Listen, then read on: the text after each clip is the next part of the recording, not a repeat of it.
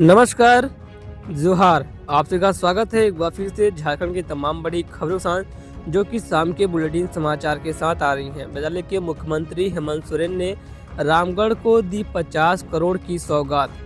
झारखंड के मुख्यमंत्री हेमंत सोरेन 23 दिसंबर यानी आज रामगढ़ जिले को करीब 50,000 करोड़ की योजनाओं की सौगात दी। जिले के गोला स्थित कुसुमडी कल्याणपुर में चाड़ी पंचायत के तिल्ला मैदान में आयोजित आपकी योजना आपकी सरकार आपके द्वार कार्यक्रम में 48 योजना का उद्घाटन एवं 98 करोड़ 94 लाख रुपए की 124 योजना का शिलान्यास किया। उन्होंने कहा कि गोला को जल्द ही डिग्री कॉलेज का उपहार मिलेगा। कॉलेज की जल्द आधारशिला रखी जाएगी।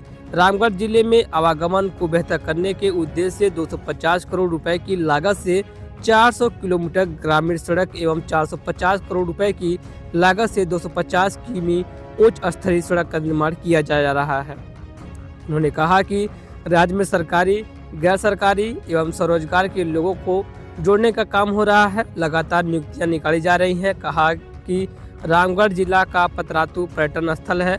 यहाँ के युवा दर्शनीय स्थलों पर स्वरोजगार के लिए रोजगार सृजन योजना का लाभ लेकर आर्थिक स्वावलंबन की ओर अग्रसर हो सकते हैं। इसमें सरकार आपकी मदद करेगी।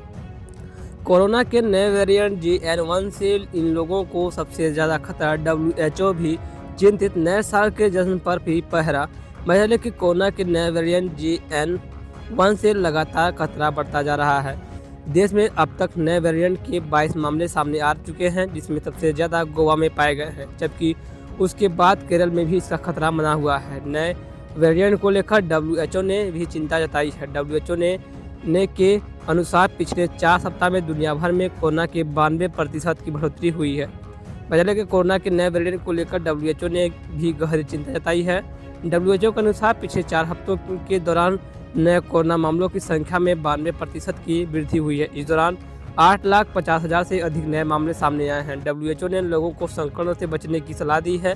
भीड़ भाड़ वाले बंद इलाकों में मास्क पहनना, दूसरों से सुरक्षित दूरी बनाए रखना, नियमित रूप से हाथ साफ करना और यदि किसी में कोई लक्षण हो या हो तो प्रशिक्षण का कराना शामिल है।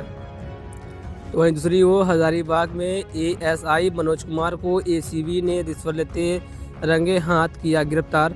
हजारीबाग जिले के विष्णुगढ़ थाना में पदस्थापित सहायक अवर निरीक्षक यानी कि ASI मनोज कुमार को एंटी करप्शन ब्यूरो यानी कि ACB ने 6,000 रुपये घूस लेते रंगे हाथ गिरफ्तार कर लिया। गिरफ्तार ASI मनोज कुमार विष्णुगढ़ थाना में पदस्थापित हैं। कार्ड संख्या 46/2023 की आरोपी बद्री यादव से मामले को रफा दफा करने के नाम पर 6,000 रुपये घूस ले रहे थे।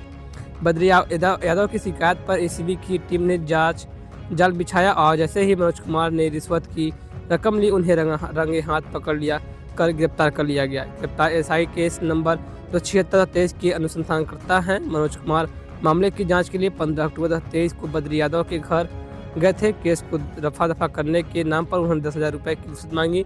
आरोपी बद्री यादव काफ़ी गिड़गिड़ाया, लेकिन अनुसंधानकर्ता ने उसकी एक न सुनी। रुपये देने का दबाव बनाने लगा।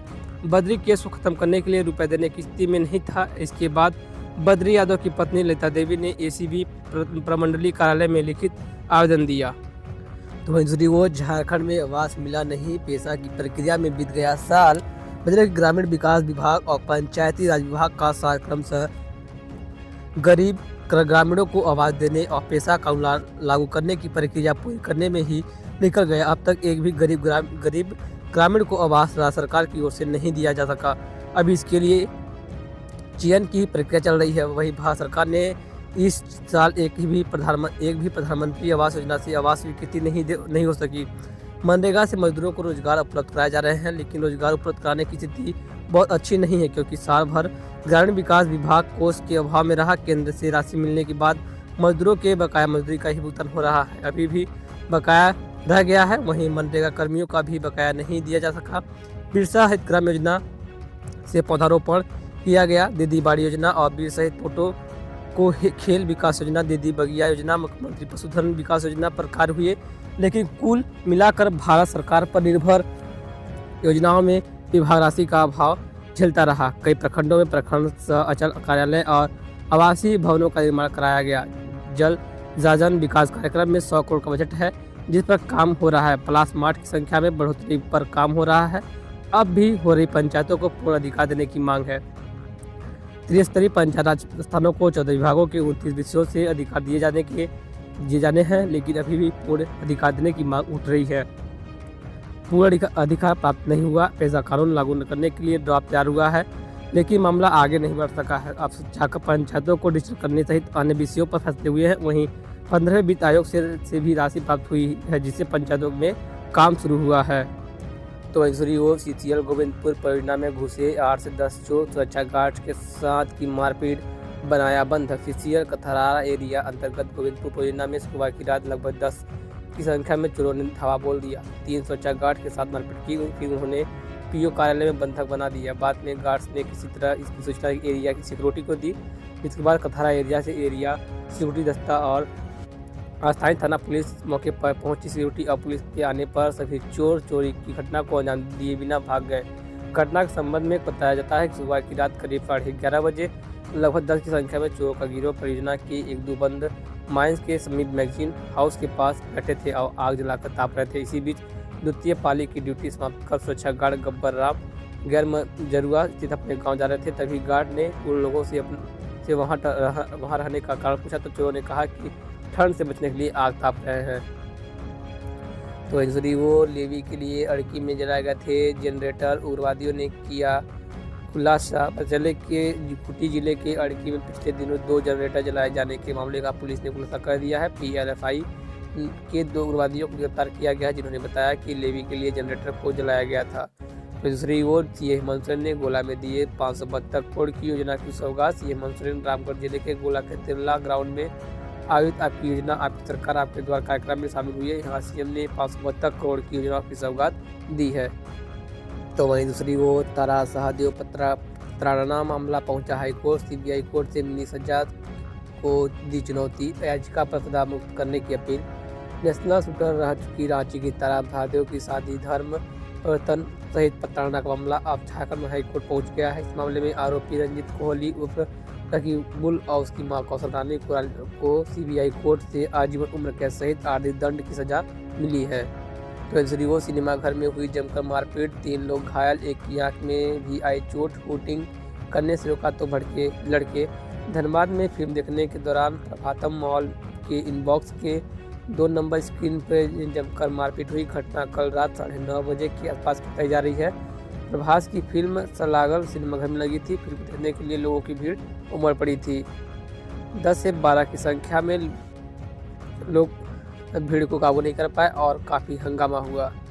तो वहीं दूसरी ओर धनबाद के डॉक्टर 3 दिसंबर को अनिश्चितकालीन हड़ताल पर जाएंगे। रंगदारी के लिए मिल रही धमकियों का विरोध। शहर के मेमको मोड़ स्थित सर्वमंगला नर्सिंग होम की संचालिका डॉक्टर सर्वमंगला प्रसाद समेत अन्य चिकित्सकों को रंगदारी के लिए लगातार मिल रही धमकियों के विरोध में इंडियन मेडिकल एसोसिएशन की धनबाद शाखा ने 30 दिसंबर से अनिश्चितकालीन हड़ताल पर जाने की घोषणा की है। आंदोलन में धनबाद के सभी निजी अस्पतालों के चिकित्सक शामिल होंगे। इसी दौरान सभी निजी अस्पताल, क्लिनिक, नर्सिंग होम में इमरजेंसी सेवाएं और चिकित्सकीय सेवा पूरी तरह ठप रहेंगी। शुक्रवार को IMM ने यूनियन क्लब में आयोजित प्रेस वार्ता में इस आशय की घोषणा की। शाखा अध्यक्ष डॉक्टर मेजर चंदन ने पत्रकारों को बताया कि डॉक्टर सर्वमंगला प्रसाद को रंगदारी के लिए मिली धमकी से चिकित्सकों में भय का माहौल है।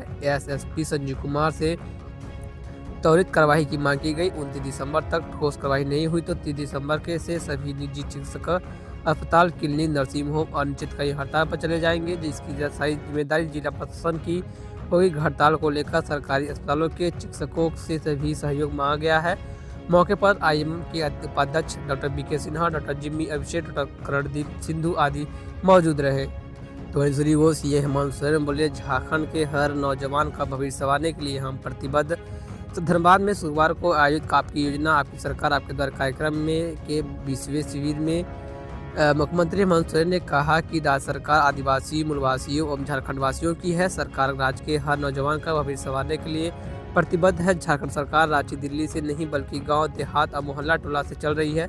राज्य में कल्याणकारी योजनाएं हर व्यक्ति के दरवाजे तक पहुँचाने का महाअभियान चल रहा है। मान सम्मान के साथ लोगों को उनका हक और अधिकार दिया जा रहा है। मुख्यमंत्री ने कहा कि शिविरों में आकर सरकार की योजना की प्रगति और लोगों को मिल रहे लाभ को जानने की कोशिश कर रहा हूं। राज्य सरकार योजनाओं को धरातल पर उतारकर गरीबों, जरूरतमंदों और वंचितों का लाभ दिलाने का काम कर रही है। श्री सोरेन ने कहा कि कोरोना काल में झारखंड के लाखों मजदूरों के रोजगार के लिए दूसरे राज्यों और विदेशों में जाने की सूचना मिली। उनकी परेशानियों की जानकारी मिलते ही राज्य सरकार ने उनको वापस लाई है। तो वहीं दूसरी ओर BBMKU की जीत से कई अभ्यर्थियों की नौकरी दांव पर। सफल अभ्यर्थियों को अभी चाहिए सर्टिफिकेट। विनोद बिहारी महतो पूर्वांचल विश्वविद्यालय द्वारा 2022 में UG, PG और BEd की पढ़ाई पूरा करने वाले विद्यार्थियों को सर्टिफिकेट नहीं देने से कई की नौकरी दांव पर है। उन्हें अपनी नौकरी के लिए अपनी डिग्री का मूल प्रमाण पत्र चाहिए, लेकिन विश्वविद्यालय प्रशासन मूल प्रमाण पत्र मार्च में होने वाले दीक्षांत समारोह में देने पर अड़ा है।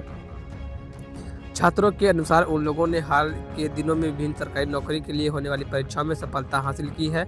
अब इस सभी छात्रों को साक्षात्कार के समय मूल प्रमाण पत्र चाहिए, लेकिन विश्वविद्यालय द्वारा मूल प्रमाण पत्र नहीं दिया जा रहा है।